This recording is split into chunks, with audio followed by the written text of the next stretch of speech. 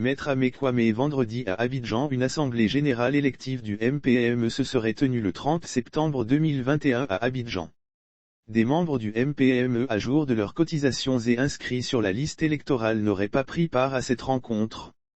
Maître Amani Kwame, avocat du collectif des membres inscrits sur la liste électorale du MPME n'ayant pas pris part à la mascarade de cette assemblée générale élective dont il et le Conseil informent l'opinion publique nationale et internationale que si d'aventure cette information s'avérait, une telle assemblée générale est nulle et d'une nullité absolue.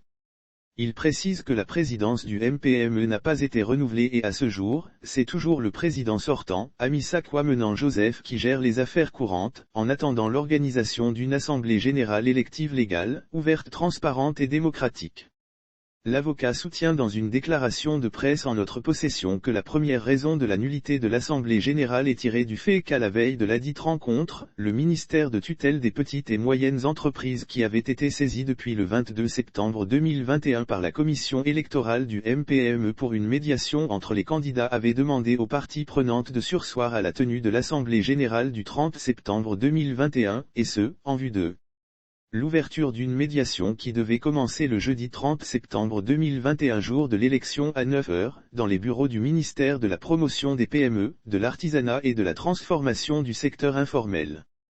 Selon lui, la deux raisons de la nullité de l'Assemblée générale élective est tirée du fait que le juge des référés près le tribunal de première instance d'Abidjan Plateau qui avait été saisi le 22 septembre 2021 avait renvoyé la procédure au 28 septembre 2021 pour l'une des parties et à cette date, la procédure avait été mise en délibéré pour le 30 septembre 2021 à 09 h. Le même jour à 09 h, le juge des référés a rendu une ordonnance de référé qui a ordonné la suspension de la tenue de l'Assemblée générale, et ce, jusqu'à ce que le juge du fond qui est saisi de la nullité des délibérations de la commission électorale du 31 août 2021, vide sa saisine.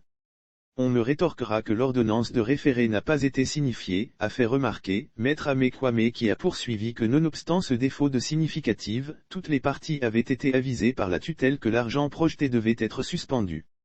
Comme mentionné dans le document en notre possession, la trois raisons qui militent en faveur de la nullité de l'Assemblée générale élective du MPME, au cas où elle aurait eu lieu, c'est qu'alors que les convocations du collège des électeurs indiquent qu'elle devrait se tenir à la mezzanine de la maison de l'entreprise au siège de la CGC, ladite assemblée a eu lieu dans un maquis au plateau.